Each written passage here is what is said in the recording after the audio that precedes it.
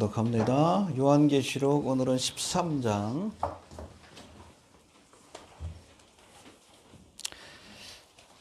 전체 한번 읽어봅시다. 1절부터 18절까지 13장. 설교는 10절까지만 합니다. 13장 1절부터 18절까지 교독합니다. 내가 보니 바다에서 한 짐승이 나오는데 뿔이 10이요 머리가 7이라 그 뿔에는 10면류관이 있고 그 머리들에는 참남된 이름들이 있더라. 내가 본 짐승은 검과 치고 그 발은 공에 밟았고 그 입은 사자의 같은데 용이 자기의 능력과 보좌와 권세를 그에게 주었더라. 그의 머리 하나가 상하여 죽게 된 것 같더니 그 죽게 되었던 상처가 나음에 온 땅이 이상히 여겨 짐승을 따르고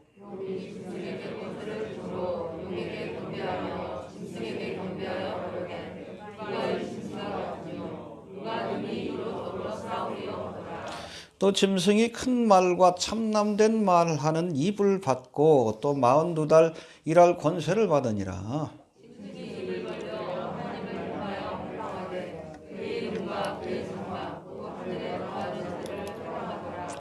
또 권세를 받아 성도들과 싸워 이기게 되고 각 족속과 백성과 방언과 나라를 다스리는 권세를 받으니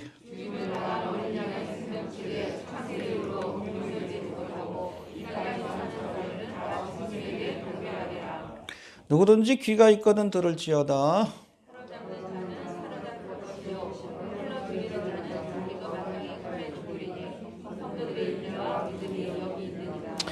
내가 봄에 또 다른 짐승이 땅에서 올라오니 새끼 양같이 두 뿔이 있고 용처럼 말하더라.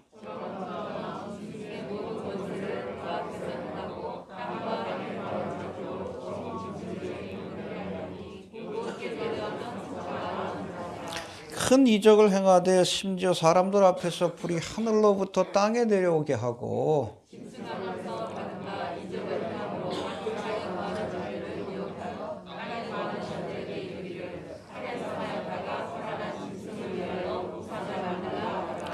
저가 권세를 받아 그 짐승의 우상에게 생기를 주어 그 짐승의 우상으로 말하게 하고 또 짐승의 우상에게 경배하지 아니하는 자는 몇이든지 다 죽이게 하더라.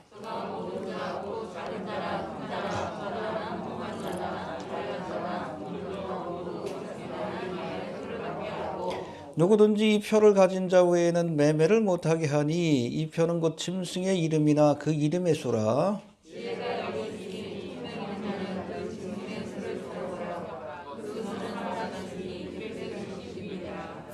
아멘. 예. 요한계시록 12장과 13장 우리가 살펴온 12장 지난주에 살펴본 그 말씀과 또 13장에는 사탄의 삼위일체라고 하는 뭐죠?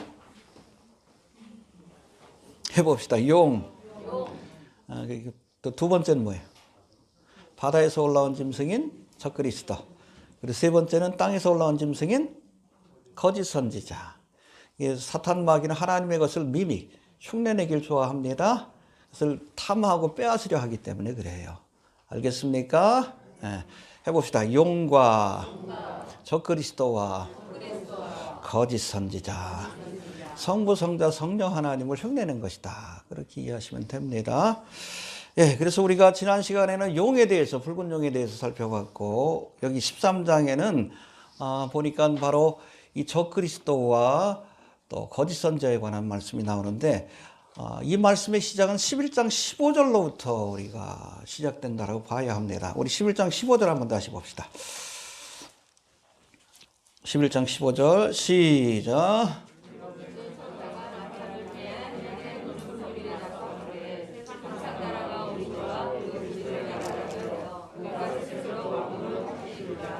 예, 이제 세상 나라가 그리스도의 나라가 될 것이다. 할렐루야. 뭐를 통해서? 일곱 번째 나팔이 불므로. 구체적으로 일곱 대접의 재앙이 끝남으로 여러분 세상 나라가 폐하여지고 그리스도의 나라가 이 땅에 임하게 될 겁니다. 누가 오심으로? 그렇죠. 여러분 똑같은 이 땅이라 할지라도 그리스도가 다스리면 그리스도의 나라예요. 사탄이 다스리면 여러분 지옥과 같은 나라입니다. 적그리스도의 나라가 되는 거예요. 그 나라를 우리가 소망해야 합니다. 아무튼 이런 하늘의 선포가 있으니까 이제 본격적으로 이것을 막기 위해서 용과 거짓 선지자와 적그리스도가 영적인 싸움을 걸어온 거예요. 우리 지난 시간에도 말씀드렸지만 우리가 아무것도 하고 있지 않을 때는 사탄 마귀도 건드리지 않습니다.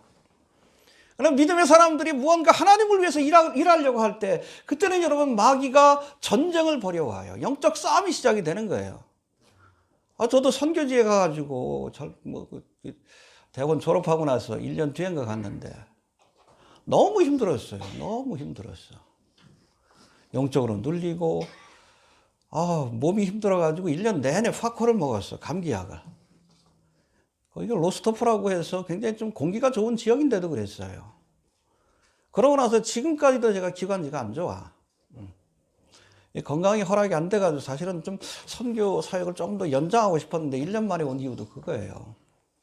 애인도 있었지만 여기 어찌됐든. 아무튼 우리가 무언가 주님을 위해서 일하려고 할 때, 그렇죠? 주님께서 이 땅에 그리스도의 나라를 세우려고 하니까 사탄 마귀가, 그렇죠? 이제 사탄의 삼위일체가 다 동원되는 거예요. 붉은 영과 적그리스도와 거짓 선지자가 동원되어서 이것을 막으려고 하지만 여러분 아무리 사탄 마귀가 도전한다 할지라도 하나님의 뜻이 이루어집니다. 궁극적인 승리는 우리 믿음의 사람들에게 주어진다는 것을 알아야 돼요. 이해가 됩니까? 예. 또 이 13장의 말씀을 보니까 이 사탄 마귀가 이 용이 하나님의 나라, 그리스도의 나라가 세워지지 못하도록 방해하는 일에 누구를 동원했어요? 사람을 동원했습니다. 해봅시다. 사람을 동원했다. 그렇죠. 자신의 대리인인 적그리스도와 거짓 선자를 동원해서 여러분 하나님도 하나님의 일을 할 때 사람을 들어 사용하십니다. 모세를 들어서 사용하시고 할렐루야. 아브라함을 들어서 사용하시고 다윗을 들어서 베드로를 들어서 그리고 사도 바울을 들어서 하나님의 사역을 맡기셔요. 할렐루야. 그래서 아무튼 사탄 마귀도 사람을 사용하고 하나님도 사람을 사용합니다. 우리가 누구한테 쓰임 받아야 돼? 마귀한테 쓰임 받으면 안 돼. 여러분 일루미나티라고 해서 지금도 루시페리안들이 있죠. 이 사탄 마귀가 쓰는 자들이에요. 끝이 비참합니다. 결국에는 여러분 사탄 마귀와 함께 불못에 던져질 거예요. 알겠습니까? K-POP 봐. 지금 난리도 아니잖아요. 그렇죠? 요즘 나오는 뮤직비디오 봐요. 자꾸 뭐 해달라 그러는데 뭐 할 게 한두 가지가 아니요. 맨 오컬트고 사탄 숭배요. 이따가 또 말씀드리겠지만. 그 뒤가 여러분 루시페리안이라고 하는 일루미나티들 이 땅에 뉴월드 오더는 별거 아니에요. 이게 적그리스도의 나라예요. 열불로 상징되는. 이따 설명하겠지만. 그런 자들을 통해서 일하고 있어요. 여러분 사탄의 도구로 쓰임받지 않길 바랍니다. 저는 이번에 에스파 보니까는 그 사탄이 그냥 그 멤버에게 뱀이 들어가가지고 둘이 하나가 되는 장면이 나오는데 그 뒤에 그 뱀 역할을, 사탄 역할을 하는 사람이 장윤주예요. 기독교인이요. 참, 뭘 알고 하는지, 참.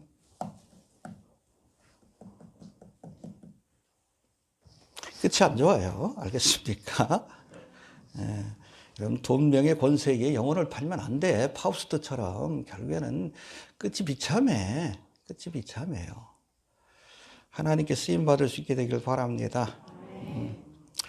한 가지 더 유념해야 할 것은 비록 하나님의 사람이라 할지라도 잠시 잠깐 세상의 생각과 욕심을 버리지 못하면 마귀의 도구로 쓰임받을 수 있어요. 대표적인 것이 누구요? 가이사랴 빌립보에서 베드로예요. 베드로가 거기서 뭐 했어요? 주는 그리스도시요?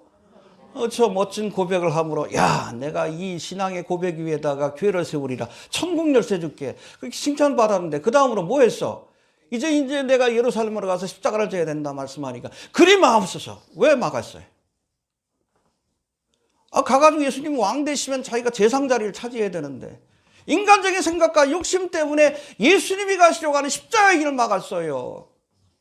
그 말을 듣고 예수님이 베드로를 향해서 뭐라고 합니까? 베드로야 그러지 않았어요. 사단아 내 뒤로 물러가라. 욕심에 틈타는 거예요. 마귀로 틈타지 못하게 해야 합니다. 비록 하나님의 사람이라 할지라도 돈, 명예, 권세에 대한 욕심, 세상에 대한 욕심, 명예에 대한 욕심, 여기에 붙들리는 순간 마귀의 도구가 될 수 있다는 거 알아야 돼. 나도, 베드로도 그랬는데, 수자인 베드로도 조심해야 합니다. 12제자 가운데 하나님이 가론유다, 아예 여러분 요한복음에 보니까 사단이 그에게 들어갔다 그랬어요. 성경에 보면 사단이 들어가서 직접 역사한 두 인물이 나옵니다. 가론유다하고 적그리스도예요. 뒤에 또 나옵니다.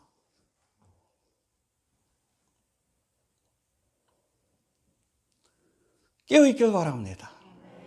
예, 우리 하나님의 사람이라 할지라도 우리가 세상에 대한 욕심을 버리지 못하면 그렇잖아요. 기독교인이라는 연예인들 보면 그 열매가 별로 안 좋아. 왜? 마귀의 도구로 쓰임받아. 돈, 명예, 권세, 욕심 때문에 그래요. 욕심이 잉태한 자? 그런 거예요. 그걸로 넘어뜨리는 거예요. 세상의 권세 잡은 자니까. 깨어납시다.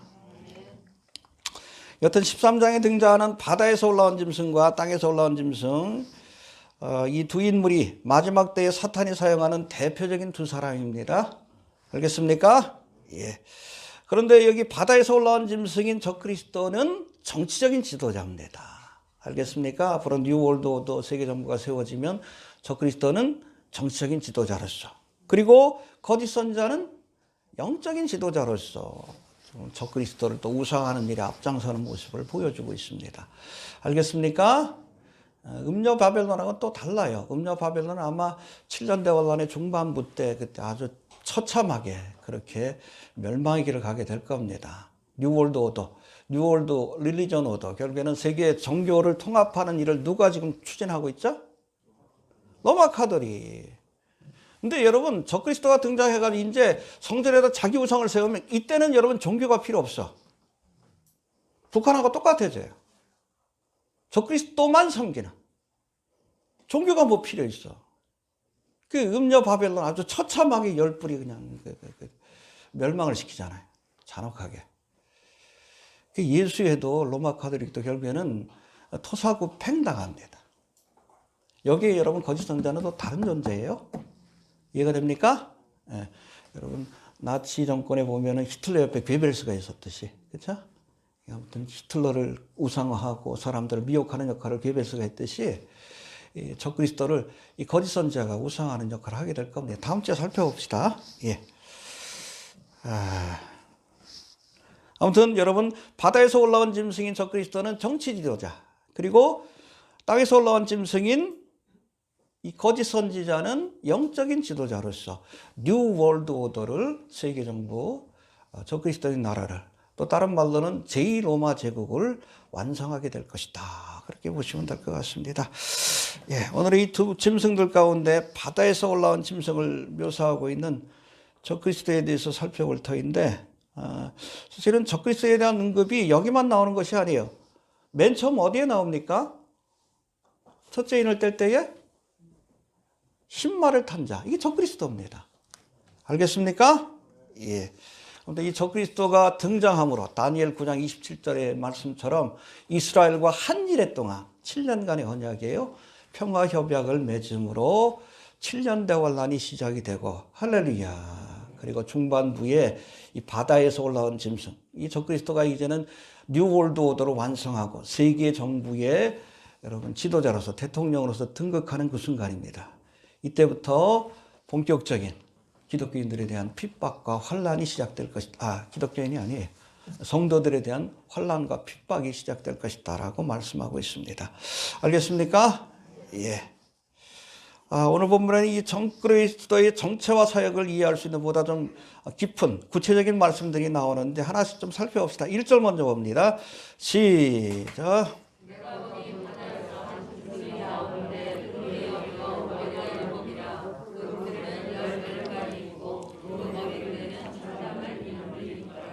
예, 여기 보면 바다 위에서 올라왔다. 해봅시다. 바다에서 올라온 짐승이다. 예, 11장 7절에 보니까는 한 짐승이 무적행에서 올라왔다 그랬죠. 알겠습니까? 이 짐승도 사실은 뭐 결론적으로 보면 적그리스도지만 엄격하게 구분하면 이때 무적행에서 올라온 짐승은 용을 상징합니다. 이 용이 적그리스도에게 들어가서 알겠습니까? 어떤 세상을 관장하는 다스리는 또 하나님을 대적하는 일들을 하게 될 것이다 라고 보면 될 것 같아요. 알겠습니까? 그래서 무적행은 지난 시간에 말씀드린 것처럼 사탄 마귀의 본거지입니다. 여기가 본부고 자기 집이요. 무적행에서 이렇게 본거지를 두고 하늘로 올라가서 성도들을 참수하고 땅에서 사람들을 미혹하는 일들을 하고 있는 거예요. 그러던 여러분 이 용이 예수님이 재림할 때에 다시금 무적행에 1000년 동안 갇힙니다. 가택연금을 당하는 거예요. 잠깐 풀려나죠. 세상을 미혹하라고. 천년왕국 기간 동안에 이 땅에 번성한 사람 가운데 참된 믿음의 사람과 그렇지 않은 사람들을 나누기 위해서. 아무튼 그때도 뭐 곶감옥의 심판이라고 하는데 세상을 미혹하도록 잠시 풀려났다가 다시금 백보자 심판으로 모든 심판을 끝내시고 이때는 용도 불못에 던질 것이다 라고 말씀합니다. 알겠습니까? 예. 아무튼 이 무적행을 영어로는 어비스라고 하는데 시면이라는 뜻입니다. 해봅시다. 시면이라는 것은 어비스 그 자체가 끝을 알 수 없는 깊은 바다를 의미하는 단어이기도 합니다. 이해가 되십니까? 오늘 본문에서 바다에서 올라온 짐승이 바로 무적행에서 올라온 짐승인 사탄 마귀와 깊은 연관이 있다는 것을 우리가 이 말씀을 통해서도 알 수 있다는 거예요. 알겠습니까? 7년 대환란의 중반부에 무적행에서 올라온 짐승인 사탄 마귀가 이제 적그리스도에게 직접 들어가서 두 증인을 죽이고 성전에다 자신의 우상을 세워 경배하기를 강요하므로 7년 대환란의 후반부 야곱의 환란으로 그렇게 불리기도 하는 본격적인 환란이 시작된다. 그렇게 이해하시면 될 것 같습니다. 예, 바다에서 올라온 짐승이라고 할 때 이 바다가 구체적으로 무엇을 의미하는지에 대해서는 17장 15절에 나옵니다. 17장 15절 봅시다. 17장 15절.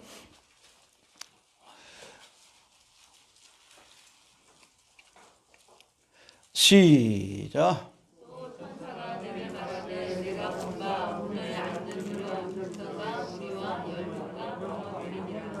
예, 음녀에 앉은 물은 알겠습니까? 여러분 헬라어 가운데 이 바다를 의미하는 그 단어 자체가 사실은 큰 물은 다 바다라고 얘기를 해요. 이해가 됩니까? 여기서 이 물은 바다를 의미합니다. 그래서 갈릴리 호수로도 불리지만 갈릴리 근데 여러분 민물이에요. 거기 바닷고기 못 삽니다. 베드로 고기는 역돔이에요. 역돔 종류인데 민물고기예요. 근데 바다로 불려. 그러니까 이때의 개념은 무조건 물이 이렇게 많이 있으면 다 바다요. 갈릴리도 바다라고 부르는 거예요. 게네사렛 바다라고 부르는 겁니다. 그러니까 여기 마찬가지예요. 물은 백성과 열국과 무리와 방언들. 이거는 세계 전체를 의미합니다. 또 조금 더 구체적으로 보면 이스라엘을 제외한 모든 이방 나라를 의미하는 것이 바로 해봅시다. 백성과 열국과 무리와 방언들. 할렐루야. 그러니까 모든 이방 나라의 추대를 받아서 전 세계 사람들의 추대를 받아서 여러분 이 짐승이 등장하는 거예요. 바로 이 시기에 이제 뉴 월드 오더의 대통령으로 전 세계 대통령으로 여러분 적그리스도가 이제 등극하는 기간이 바로 이 시기다라고 보시면 되는데요. 처음 등장하는 것은 흰말을 살 때 7년 대환란의 초창기. 그러나 3년 반 동안에는 뉴 월드 오더를 완성하고 자기의 권력을 다지는 기간인데 본격적으로 이때부터는 바다에서 올라온 짐승으로 불리우게 되는 겁니다. 온 세상을 다스리는 실질적인 대통령이 된다. 왕이 된다라고 이해하시면 될 것 같습니다. 자, 다시 한번 1절 한번 봅시다. 1절 시작. 내가 보니 바다에서 한 짐승이 나오는데 물이 열이요 머리가 열독이라 그 불에는 열 멸관이 있고 그 머리들에는 참남된 이름들이 있더라. 예, 1절 2절의 말씀에 보면 짐승의 모습이 구체적으로 나오는데 1절에 보니까 해봅시다. 뿔이 열이요 머리가 일곱이라. 예, 여러분 우리가 12장에 보면은 용을 묘사할 때는 12장 3절에 보니까 7머리를 먼저 소개하고 10뿔을 나중에 소개합니다. 알겠습니까? 여기 보니까 바다에서 올라온 짐승을 묘사할 때는 10뿔을 먼저 소개하고 7머리를 나중에 소개해요. 이건 뭔가 하면 적그리스도의 등장과 함께 이미 10뿔로 상징되는 적그리스도의 나라가 완성될 것을 우리에게 설명하기 위해서 10뿔이 먼저 나온 겁니다. 알겠습니까? 이때 10뿔, 10개의 페더레이션으로 그렇게 연방으로 구성된 뉴월드 오더, 세계 정부가 바로 이 시기에 완성이 될 것임을 우리가 기억할 필요가 있습니다. 알겠습니까? 우리가 지난 시간에 배운 거 다시 한번 살펴봅시다. 무정에서 올라온 짐승인 용과 바다에서 올라온 짐승인 적그리스도가 상징하는 7머리. 뭘 상징하죠? 역사 속에서 하나님의 백성들을 대적했던 나라들. 첫 번째가 어디요? 아니죠. 출애굽기. 애굽이지. 해봅시다. 애굽. 그 다음에 두 번째. 바벨론 천에. 북이스라엘이 어디에 망해? 아수르. 그 다음에 바벨론. 그 다음에 메데바사, 페르시아 제국이죠. 그 다음에 헬라, 로마. 그리고 마지막 제2로마 제국이라고 하는 적그리스도의 나라. 이게 바로 7머리입니다. 이게 용이 몸뚱아리 하얀데 머리가 7개예요. 이게 본질은 같아. 시대마다 다른 모습으로 나와. 다른 얼굴로. 헬라로, 로마로, 페르시아로 이렇게 나오지만 그 본질은 같은 거예요. 하나님을 대적하고 하나님의 백성들을 핍박하는 그런 나라들입니다. 세계적인 제국이고. 앞으로 여러분 이 땅에 세워질 뉴월드 오더 마찬가지. 하나님을 대적하고 하나님의 백성들, 특별히 이스라엘을 핍박하는 일들을 하게 될 거예요. 잔멸하는 일들을 하게 될 겁니다. 이해가 되시죠? 10뿔은 우리 지난 시간에도 살펴봤듯이 7년대 환란의 중반부에 완성될 적그리스도의 나라가 10개의 뿔로, 뿔은 면류관이라고 했어요. 권세를 상징합니다. 그러니까 뉴월드 오더의 이런 구체적인 구상이 1974년 로마 클럽에서도 발표한 적이 있는데 전 세계를 10개의 구역으로 나누어서 그 지역마다 왕을 세워서 동북아 공동체, 유럽 공동체, 남미 공동체 이렇게 10개. 왜 하필 10개요? 하나님의 말씀대로 되고 있는 거예요. 그래서 뉴월드 오더를 완성한다는 것이 로마 클럽에서 이미 1974년에 발표했습니다. 일루미나티 하부 조직인. 세계정부의 여러분 전초기지라고 하는 그 유엔에서도 매년 발표하는 건 아니지만 몇 년에 한 번씩 이 뉴월드 오더 계획을 세우는데 앞으로 세계를 10개 연방으로 나누어서 세계 정부를 만든다. 이런 구상들을 발표하고 있어요. 희한하죠? 2000년 전에 예언한 말씀대로 되고 있어요. 희한하죠? 이해가 되십니까?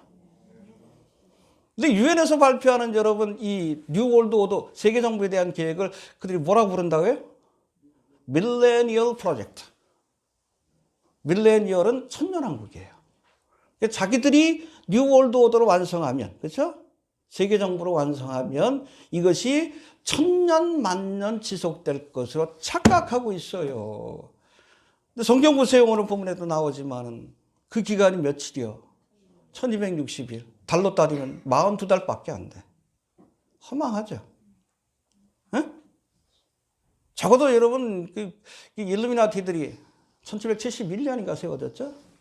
수백 년 동안 뉴월드 오더 세계 정부를 세우기 위해서 애써왔는데 그러고서 완성되고 나니까 천년왕국이 펼쳐지는 게 아니에요. 수백 년 동안 준비하고선 42달밖에 3년 반밖에 그 유예기간이 그걸로 끝나는 거예요. 마귀가 아무리 짓고 까불어도 그 모두 행하는 일들이 허망한 것밖에 없는 거예요. 그래서 세상 나라를 뭐라고 합니까? 장망성이라고 하는 거예요. 잠시 있다 사라질 여러분 장망성 같은 세상 나라가 아니라 그 후로 펼쳐지는 하나님의 나라는 영원한 나라입니다. 전전왕국으로 끝나는 게 아니잖아요. 헛된 세상 나라의 마음 빼앗기지 마셔요. 이 땅에서 잠시 잠깐 부귀영화를 얻겠다고, 그렇죠? 영혼을 팔면 영원한 지옥이요. 42달 동안 계속될 뉴월드 오더의 소망 두지 마시고 영원히 펼쳐질 하나님의 나라의 소망을 둬야 한다는 거예요. 이해가 되시죠? 예. 2절 다시 한번 봅시다. 2절 시작.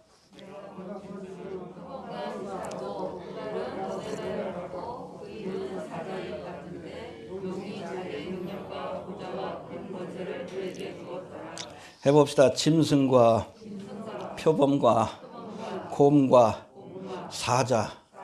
그래서 많이 봤던 거죠. 어디 나옵니까? 다니엘 7장에 등장하는 짐승이죠. 다니엘 7장에 등장하는 네 짐승이 나오는데 첫째 짐승이 뭡니까? 사자. 이 사자는 뭘 상징해요?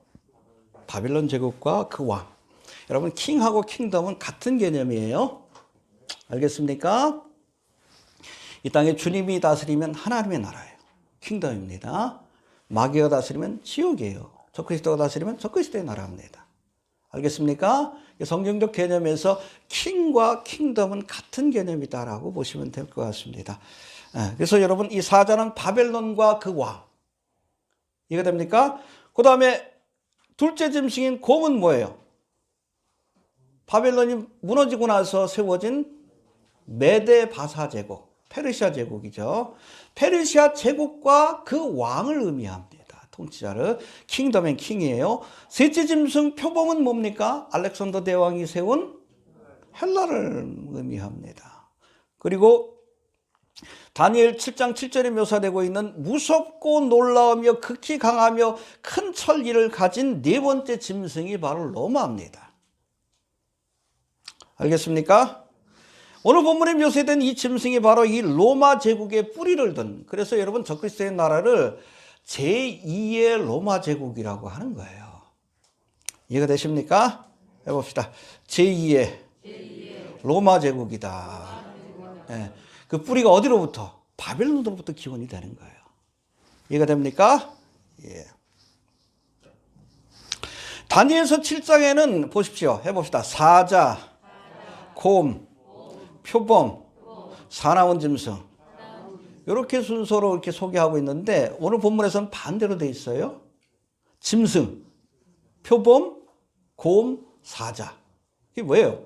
다니엘 7장에서는 앞으로 이 땅에 등장할 하나님을 대적하는 나라들을 미래를 예언하면서 살펴봤기 때문에, 그러니까 바벨론이 먼저 등장하고 메데바사, 표범이 등장하고 사나운 짐승이 등장한 거예요.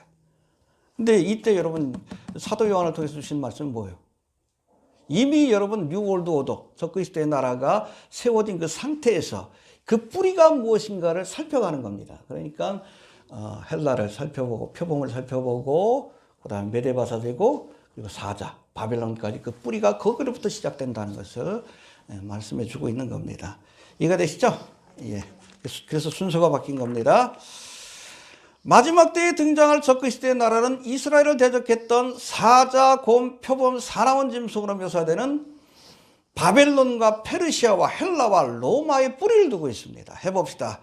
바벨론과 페르시아와 헬라와 로마의 뿌리를 두고 있다. 저들의 문화적인, 정치적인, 특별히 영적인, 하나님을 대적하는 영적인 종교적인 뿌리를 두고 있다는 것을 우리가 알아야 합니다. 그렇죠? 로마 카톨릭이 바로 로마의 뿌리를 두고 있어요. 로마의 타락한 종교, 하나님을 대적하는 문화와 종교의 뿌리를 두고 있어요. 그래서 음녀 바벨론의 길을 가는 겁니다. 이해가 되십니까? 사자, 곰, 표범, 사나운 짐승으로 상징될 만큼 이 나라들은 특별히 하나님의 백성들에게 잔혹하게 저들을 핍박하고 학살하는 일들을 진행해 왔습니다. 그리고 마지막 이 적그리스도의 나라가 세워지게 되면 정말 이 땅에 있는 하나님의 백성들을 잔멸하기 위해서 아주 잔혹한 일들을 벌이게 될 터인데, 이게 바로 우리 다음 주에 살펴볼 그 후반절의 말씀에 나오고 있습니다. 자, 그 다음에 세 번째, 우리 2절 다시 한번 봅시다. 시작.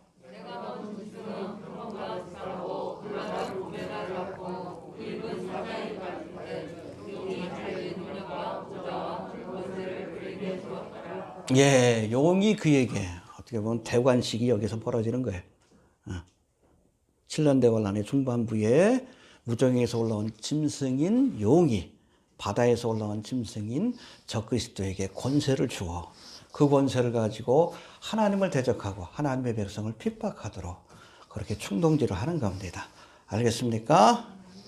이때는 여러분 사실은 성도의 권세가 깨어지는 기간입니다. 해봅시다. 성도의 권세가 깨어지는 기간이다. 본격적인 환난과 핍박이 찾아오는 시기가 바로 이때부터예요. 그 신호탄이 뭐예요? 짐승의 표를 강요하고 짐승의 우상에게 절하기를 강요합니다. 거부하면 다 죽이는 거예요. 칼로 죽인다 그랬죠. 단두대가 등장하는 거예요. 우리나라에서는 칼로 죽일 때 뭘 써? 망나니 칼을 쓰지. 서양에서는 뭘 써요? 단두대지. 단두대 등장할 거예요. 미국에 있는 페마에도 단두대가 있다 그러죠. 이 단두대가 등장할 겁니다. 탁 잘라가지고. 고기는 또 먹어야지. 요즘 뭐 고기를 배양한다 그러죠. 근데 집에서도 할 수 있대요, 그거. 뭐 한 3주 정도면은 이렇게 스테이크 할 수 있는 고기 배양이 된다는데, 뭐 소고기도 돼지고기도 이렇게 배양하는데, 제가 아마 내일이나 모레쯤 좀 글을 올릴 텐데, 사람 고기도 배양한대요. 그거 인육을 먹는데. 배양한 고기가 아니라 진짜 고기 먹을 거예요. 후죽간에 아마 그 사람들 인육이 걸리는 그런 일들이 벌어질 겁니다. 뭐 기근으로 이제 식량도 구하기 힘든 때인데 많은 그리스도인들이 목이 잘려가지고 그런 황망한 일들을 겪게 될 겁니다. 신원하여 주옵소서 그런 것 아니에요. 저 원한을 갚아 주옵소서.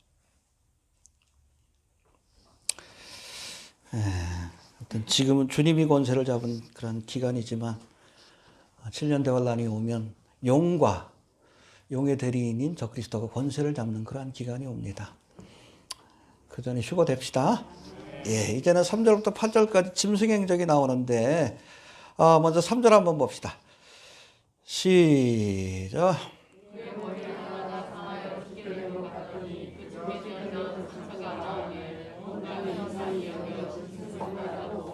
예, 그러니까 7머리 중에 하나가 상하여 죽게 된 것 같더니 이 머리는 뭘 상징해요?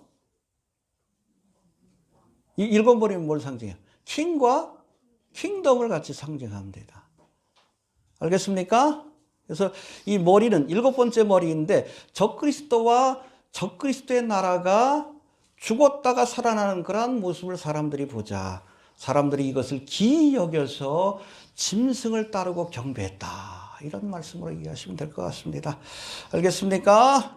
7번째 머리는 마지막 때에 등장할 7번째 세계 제국인 적그리스도의 나라. 그건 여러분 로마 제국의 부활입니다. 해봅시다. 로마 제국이 부활하는 것이다.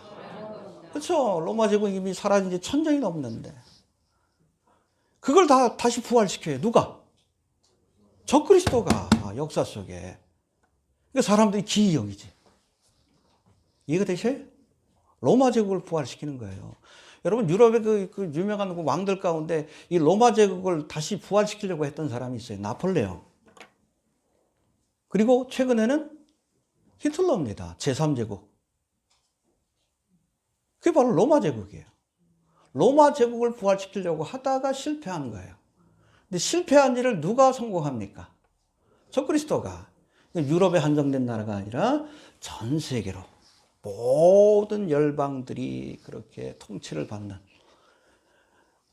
신성 로마 제국, 제2의 로마 제국, 제3제국인 적그리스도의 나라가 적그리스도를 통해서 성취가 될 겁니다.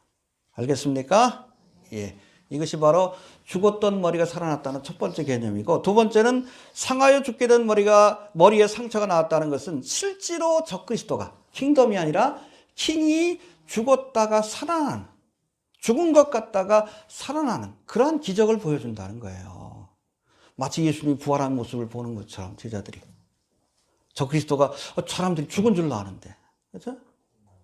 케네디가 여러분 학살될 때 죽을 때 보면 머리 그냥 총 맞아서 죽었잖아. 그걸 사람들이 다 봤는데, 칼에 찔려가 죽는 걸 다 봤는데 다시 살아나. 마치 부활하신 예수님을 보듯이 사람들이 추정하게 되는 거지. 이해가 됩니까? 예. 이 말씀이 계속 나옵니다. 12절 한번 봅시다. 12절. 시작.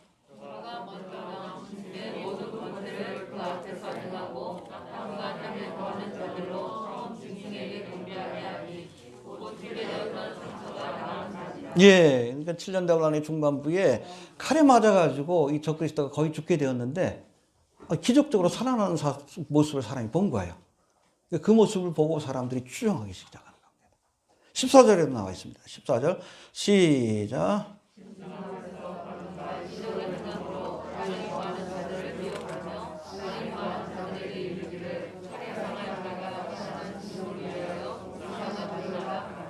네, 그렇죠.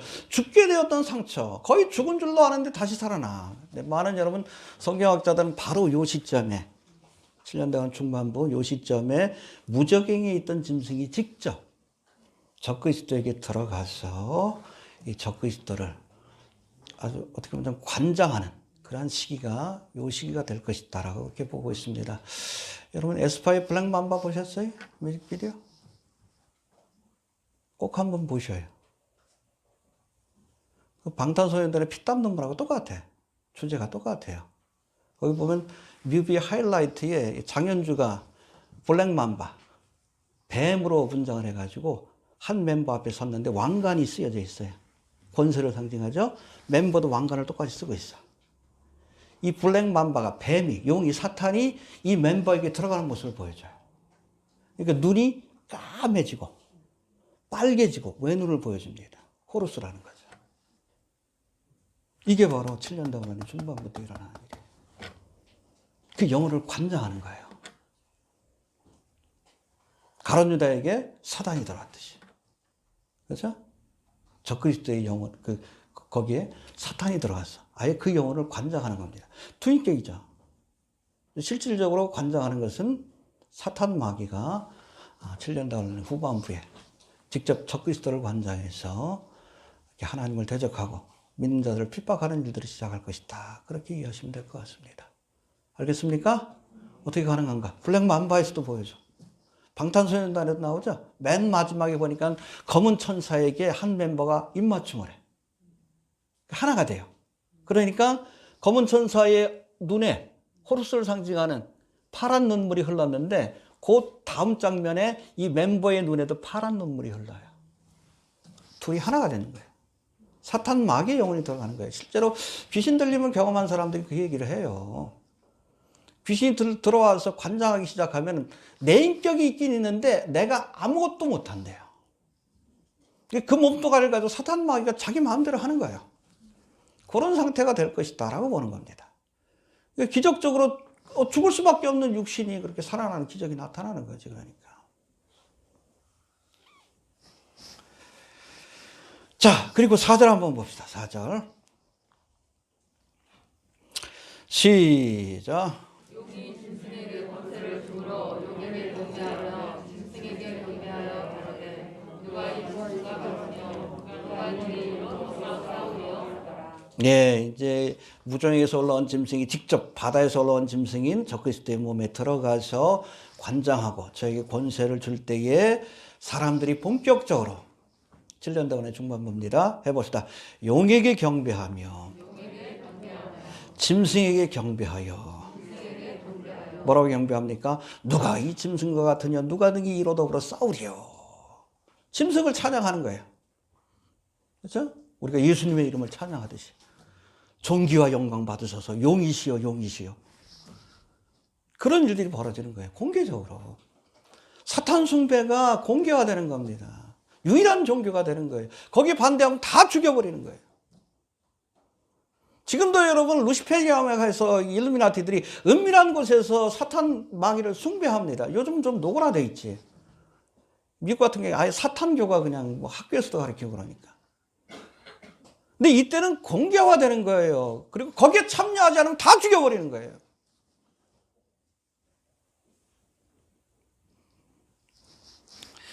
여러분 최근 음악과 영화와 게임과 같은 문화 전반에 사탄 숭배와 연결된 오컬트 문화가 확산되고 있어요. 비디오를 보십시오. 맨 귀신 섬기는 것이고 영매가 나오고 그래. 특별히 그 해리포터인가? 그 영화 나오고 나서부터는 사탄 숭배가 하나의 문화가 되고 있어요. 점을 보고 운세를 살피고 마법을 행하는 오컬트 문화는 세상뿐 아니라 교회 안에도 영향을 미치고 있는데 인터넷을 검색해 보니까 미국에는 할로윈 데이가 굉장히 중요한 축제 아니에요. 그러니까 자꾸 애들이 그걸 하자고 그러는 거예요. 주일학교에서. 그러니까 대부분의 교회에서는 뭐 그건 아니다. 이건 마녀들의 축제니까 못한다라고 하는데 어떤 교회에서는 그걸 또 교회 안에 들여봐가지고 할로윈 데이를 지킨대. 근데 할로윈 데이라 그러면 좀 찜찜하니까 할렐루야 데이로. 농담하는 거 아니에요? 이름만 바꿔가지고 할로윈 데이. 이게 뭐예요? 마녀들의 축제인데 인신제사가 드려지는 날인데. 그때부터 동지까지 여러분 연예인들도 꽤 많이 죽잖아. 인신제사를 드리는 거예요. 여러분 사탄을 숭배하는 사람들이 그렇게 얘기를 합니다. 사탄도 신이고 여호와 하나님도 신이다. 그런데 여호와 하나님은 열등한 신이고 사탄은 뛰어난 신이다. 왜? 여호와 하나님은 소와 양을 제물로 받지만 우리 사탄은 사람을 제물로 받는다. 기본이에요. 인신제사는. 사탄 숭배자들의. 케빈이 노우주에도 나오고. 근데 여러분 이제 공개적인 사탄 숭배가 시작이 되면 공개적으로 사람들은 인신제사로 바칠 거예요. 목 탁 잘라가지고. 옛날에 잉카 문명처럼 태양신에게 루시퍼 아니야. 심장을 탁 꺼내가지고 기독교인들. 공개적으로 그런 일들이 벌어질 것이고 인육을 먹는 일들이 벌어질 거예요. 이 지옥입니다. 교회 안에도 이게 오컬트 문화가 있어요. 이제 얼마 안 있으면 이제 송구영신 예배 드리는 교회들이 있는데 왜 말씀 복기를 해? 그 성경에서 온 개념이 아니에요. 성경에 무슨 말씀을 뽑아? 처음부터 끝까지 읽어야지 왜 말씀을 뽑아요? 토정비결에서 온 거 아니요? 신년만 되면 올해 운세 본다라고 그렇잖아. 이거 뽑는 것처럼. 성경 말씀을 가지고 왜 토정비결을 봐? 이 오컬트 문화입니다. 이게 사탄 숭배하고 나중에 연결이 돼요. 참된 교회들이 다 떠나고 나면 이 땅에 남은 교회들이 사탄 숭배의 앞장을 서게 될 거예요. 이모전도 처치 그래가지고. 악은 모양이라도 버리라고 했습니다. 우리 삶 속에서도 하나님 기뻐하지 않는 것. 여러분 하나님이 가장 싫어하는 것이 점보고 여러분 간음하고 살인하는 것보다 더 싫어합니다. 우상 숭배하는 걸 가장 싫어해요. 하찮게 여기면 안 돼요. 요즘 뭐 기독교인들도 그냥 때 되면 그냥 뭐 점쟁이 쫓아가가지고 뭐 날짜 택일하고 무당 찾아가고 그런다는데 지옥 갑니다. 저는 분명히 얘기합니다. 그 사람들 지옥 가는 거예요. 간음죄보다 더 큰 죄예요. 살인죄보다 더 큰 죄예요. 하나님 앞에서. 무슨 말씀 복기를 해. 악은 모양이라도 버려야 합니다. 전 세계 교회 가운데 말씀 복기하는 교회가 어디 있어? 우리나라밖에 없지. 왜? 우리나라는 토종비결을 보는 문화적 습관이 있으니까. 그걸 교회 안에 싹 들여온 거예요. 할렐루야 데이하고 똑같지. 사탄 숭배로 연결된다는 거 우리가 알아야 합니다. 끊어내야 합니다. 자꾸 뭐 연말 되면 글 올리는데 자꾸 거길 변호하려고 하는 사람들이 있어. 구차한 변명이에요. 성경에도 무슨 뭐 뽑기를 했다. 뽑기 했지. 그때는 가부를 묻기 위한 뽑기지. 하나님의 뜻을 묻기 위한. 말씀 뽑기 아니잖아요. 엉뚱한 소리를 해. 저도 예전에 그 전도사 시절에 그 뽑은 적이 있어. 근데 제가 전도사로 일하고 있는데 무슨 말씀을 뽑았다고요? 금돈의 것이니 은돈의 것이니 여호와의 말이니라. 야, 이거 전도사 그만두고 사업을 해야 되나? 코미디 아니요? 코미디 아니요?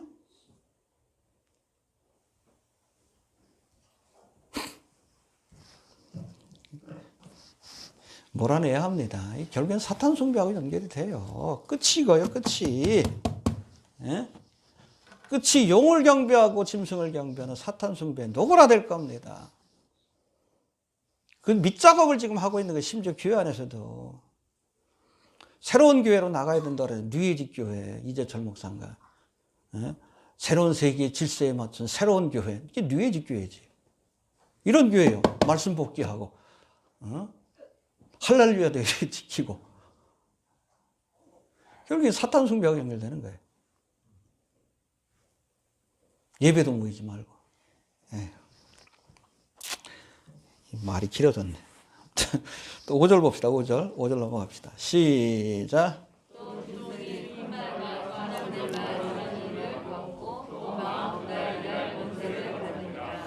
예, 말하는 입을 받고, 여러분, 말을 잘하는 뜻입니다. 말 잘하는 사람들 조심하셔요. 알겠습니까? 실제로 여러분, 뭐 전에도 말씀드렸지만, 이 히틀러 같은 경우에 굉장히 내성적이래요. 그래서 남 앞에서 얘기를 잘 못한대, 그 정도로. 근데 연설할 때 보면 다른 사람을 변해. 다른 영이 들어온 거예요. 비욘세도 그렇죠? 내성적인 사람인데, 무대에 나가면 눈이 탁 바뀌어. 샤샤가 들어와가지고 다른 영이 들어와가지고 아무튼 말하는 입을 받고 입에 권세가 있는 사람입니다. 근데 무슨 말이에요? 큰 말, 에로건트 워즈라고 되어 있는데 교만한 말이에요. 아주 교만한 자입니다. 그리고 참남된 말, 회방이라는 말이 뭐 6절에 나오는데 같은 거예요. 헬라어로 보면 블라페미아스라고 되어 있는데 여기는 블레스핌입니다. 하나님을 모독하는 말. 입만 벌리면 하나님을 모독하고 또 자기를 높이는 말을 하고 내가 말이야 나 때는 말이야 그러고 라떼 찾지 말아요 나이 드신 분들. 그 에로건트 워즈입니다. 알겠습니까? 겸손해야지. 커피는 라떼가 맛있어요. 예.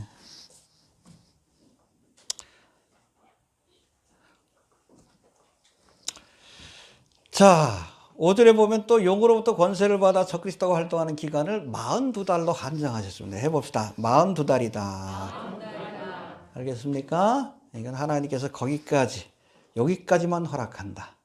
이게 사탄 마귀도 결국엔 하나님이 허락한 부분에서만 일할 수 있는 겁니다.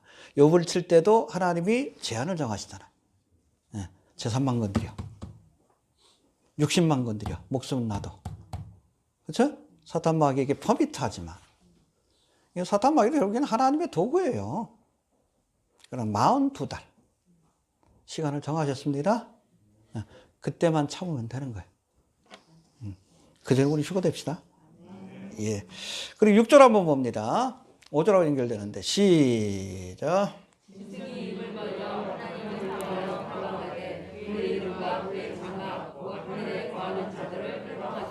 예. 그래서 아무튼 이 짐승이 큰 말과 참남된 말, 회방하는 말 그런 입을 가졌고 또 권세를 가졌다고 했는데 그 권세를 가지고 그 입을 가지고 무엇을 하는가? 6절에 보니까 먼저 하나님을 회방해요. 하나님을 모독합니다. 그래서 구체적으로는 그의 이름과 해봅시다. 그의 이름과 그의 장막과 하늘에 거하는 자들. 하늘에 거하는 자들이 누구요? 천사들하고 24장로하고 그 네 생물 그룹들이라고도 하나. 그렇죠? 하나님께 속한 것들을 회방합니다. 막 욕해. 참남된 말을 가지고. 이게 언제부턴가 여러분 영어 단어로 지저스가 욕처럼 쓰여요. 희한하죠? 루시페리안들이 그렇게 한 거예요. 여러분 부처 이름이 욕으로 쓰입니까? 부처인 적? 아닌가? 마호메트 이름이 욕으로 쓰이지 않잖아. 근데 예수님의 이름은 욕으로 쓰여. 하나님의 이름을 모독하는 거예요. 근데 흥미로운 것은 보면 하나님을 향해서는 하나님과 그에 속한 것을 향해서는 회방해. 근데 그 이상은 못해. 쫓겨났으니까. 그렇잖아요. 쫓겨나가지고 여러분 개가 달보고 짖듯이 멍멍멍 짖는 거예요. 그것밖에 못해. 그것밖에 안 하는 거예요. 짖는 것밖에 할 수가 없어. 짖는 개는 여러분 두려워할 필요가 없는 거예요. 멍멍아 짖어라? 귀찮은 간다. 무슨 뜻인지 알겠죠? 왜 회방을 해? 대적을 못하고. 못하는 거예요. 못하니까 짖기만 하는 거지. 달보고. 그거예요.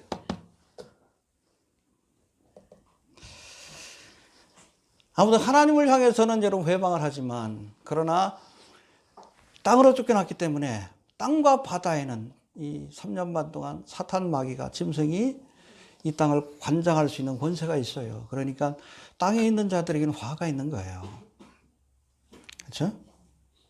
10장인가 나오죠. 쫓겨나니까 하늘에 있는 자들은 기뻐해라. 참소하던 자가 쫓겨났다. 근데 땅과 바다에 있는 자들에게는 화가 있을진저. 독이 올랐잖아. 42달 동안. 그래서 본격적인 환난과 핍박이 시작이 될 겁니다. 이스라엘 백성과 환난 성도들을 향한. 알겠습니까?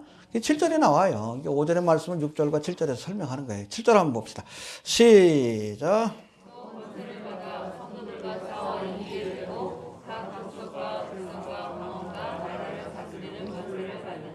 예, 그렇죠. 그러니까 참남된 입을 가지고는 하나님을 모독합니다. 그것밖에 못하니까 블레스피미. 예? 짓기밖에 못하는 거예요. 그러나 땅에 있는 자들에게는 권세가 있어.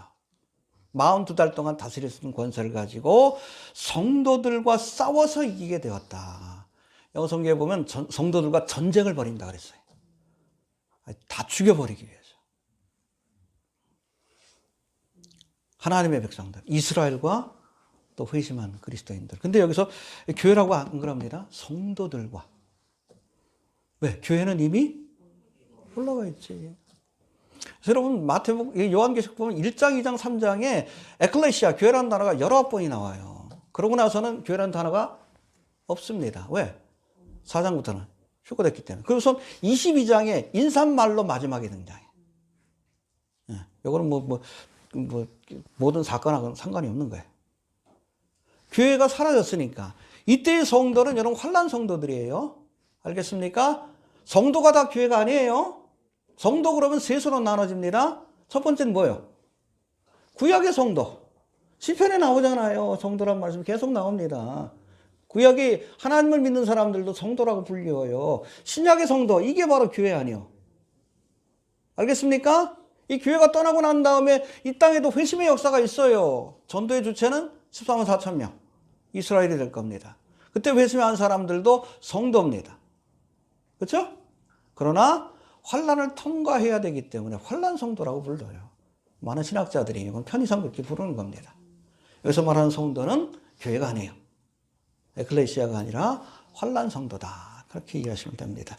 아무튼 이 성도들과 싸워서 이기게 되었다. 성도들의 권세가 깨어지는 본격적인 환난과 핍박. 대부분 다 순교할 거예요. 예수님 재림할 때쯤이면 이스라엘 가운데는 3분의 1밖에 안 남아. 근데 이방인 가운데 예수 믿는 사람들 가운데 정말 남아있을 사람이 얼마나 되겠어. 한 줌이겠지. 오빌의 근거가 될 것이고 정거가 희귀할 것이다. 주님 오실 때 이 땅의 사람들이.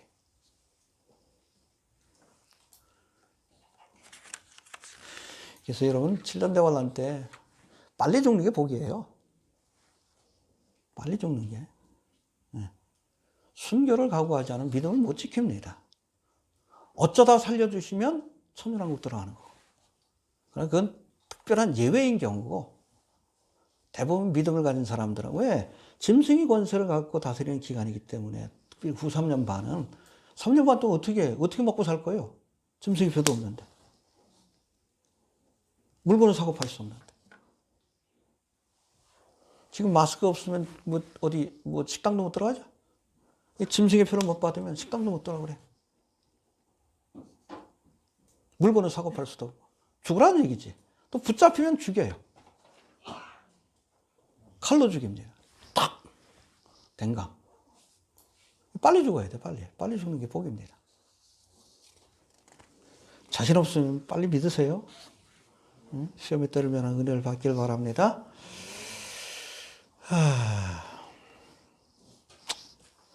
자, 이제 8절 한번 봅시다. 8절. 시작.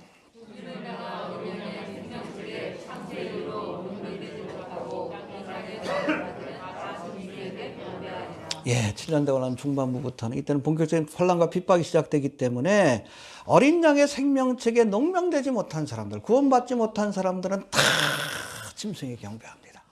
중간이 없어요. 하나님의 심판은 나누는 겁니다. 순교를 각오하고 짐승에게 경배하기를 거부할 것이냐, 짐승의 표를 거부할 것이냐, 아니면 순교를 각오하고 믿음을 지킬 것인가. 선택이 둘 중에 하나예요, 이때는. 그래서 빨리 죽는 게 낫다라고 얘기하는 겁니다. 알겠습니까? 예. 하나님을 섬길 것인지 영으로 섬길 것인지 그리스도를 섬길 것인지 저 그리스도를 섬길 것인지 아니면 42달 유효기간이 42달밖에 안 되는 세상 나라를 바라볼 것인지 아니면 영원한 하나님의 나라를 바라볼 것인지 선택도 내가 해야 하고 그 결과도 내가 책임지는 겁니다. 우리 믿음 생활도 그래요. 여러분 예수 믿기로 결단하고 그 결과에 대한 복을 누리는 거예요. 우리가 사탄 마귀 세상을 따르기로 결단하고 거기에 대한 여러분 하나님의 징계와 심판을 우리가 감당하는 겁니다. 뭐라 그럴 거 없어요. 결단해야 합니다. 이해가 됩니까? 예, 마지막으로 성도의 인내와 믿음. 이때는 인내가 필요하고 여러분 순교를 각오하는 믿음이 필요한 기간이에요. 9절 10절 봅시다. 시작. 누구든지 기다릴 것을 들을지어다 사로잡은 자는 사로잡힐 것이요 칼에 죽이는 자는 자기도 마땅히 칼에 죽으리니 성도들의 인내와 믿음이 여기 있느니라. 예, 그렇죠. 사람들이 이제 사로잡혀 가게 될 겁니다. 본격적으로 예수 믿는 사람들 사로잡아가는. 그리고 칼에 죽이는 자는 죽을 것이다. 칼로. 이 단두리가등자에서 사람들 다 죽이는 거예요. 잡히면 죽는 거예요. 3년 반 동안 어디 가서 피해 다닐 거예요? 부시에로 도망가셔야 해요. 갈 수 있으면. 남겨지지 맙시다. 예, 근데 여기 보니까 9절에 해봅시다. 누구든지 귀가 있거든 들을지어다. 2장 3장의 말씀하고는 좀 다르죠? 2장 3장 7교회 말씀을 주실 때는 끝에 뭐라고 했어요? 성령이 교회들에게 하시는 말씀을 들을지어다. 근데 여긴 교회란 말씀이 없어요. 교회는 떠나갔기 때문에. 그렇죠? 아까하고 똑같습니다. 누구든지 귀가 있거든 들을지어다. 할렐루야. 예. 여러분 누구든지 귀가 있거든 들을지어다. 이것은 예수님께서 공생의 기간 동안에 말씀을 전파하고 나서 설교하신 뒤에 하신 말씀이기도 해. 비유의 말씀을 주시고 나서 누구든지 귀가 있거든 들을지어다. 들을 귀 있는 자는 들을지어다. 들을 귀가 있어야 합니다. 아무리 설교를 해도 아무리 여러분 이 자리에서 사도 바울의 설교를 하고 예수님이 오셔서 직접 설교를 해도 들을 귀가 없는 사람들은 의미가 없는 거예요. 이해가 됩니까? 예수님이 설교해도 들을 귀가 없으면 소용없어요. 바리새인 서기관처럼. 오히려 주님을 대적하지. 그래서 뭐라고 했어요? 너희의 눈은 봄으로. 시대 진조들이 펼쳐진 일도 보면서도 몰라. 의미가 뭔지. 너희의 귀는 들음으로 복이 있다. 여러분 비록 7년 대환란이라고는 환란의 기간이라 할지라도 들을 귀가 있는 사람들은 복음을 듣고 구원받는다는 얘기예요. 들을 귀가 열리길 바랍니다. 가끔 요즘 보면 제 인터넷 블로그에 있는 설교 이렇게 듣고선 찾아오는 분들이 계셔요. 하나님이 귀를 열어주신 거예요. 어떤 분들은 성령 충만해 갖고 왔어요. 여기 계신 분들보다 훨씬 더. 처음 예수 믿었을 때 그 모습을 보는 듯해. 성령 충만해가지고. 어떻게 저거 했냐 그랬더니, 교회 다녔냐 그랬더니, 석 달 전서부터 그냥 블로그 본 것밖에 없대. 들을 귀를 열어주시는 거예요. 그래야 복음을 듣고 회개하고 구원받을 수 있기 때문에. 7년 대환란 기간이라 할지라도 들을 귀가 열린 사람들에게는 복이 있는 거예요. 너희의 귀는 들음으로. 보이길 바랍니다. 들을 귀가 있길 바랍니다. 너희의 눈은 봄으로, 너희의 귀는 들음으로. 시대의 표적이 없는 게 아니에요. 보면서도 볼 수 있는 눈이 없어. 들으면서도 회개하라 천국이 가까웠다. 들으면서도 그 말씀의 의미를 몰라. 영적인 소경이고 영적인 귀머거리야. 그 멸망이를 가는 거지. 해봅시다. 누구든지 귀가 있거든 들을지어다. 알겠습니까? 그리고 사로잡는 자는 사로잡힐 것이요 칼로 죽이는 자는 마땅히 칼에 죽으리라. 이때부터 사로잡히고 그렇잖아. 사람들 잡으러 다닙니다. 예수 믿는 사람들. 그리고 칼로 죽이러 다닙니다. 그렇죠? 단두대로 탁 죽일 거예요. 근데 뭐라고 했어요?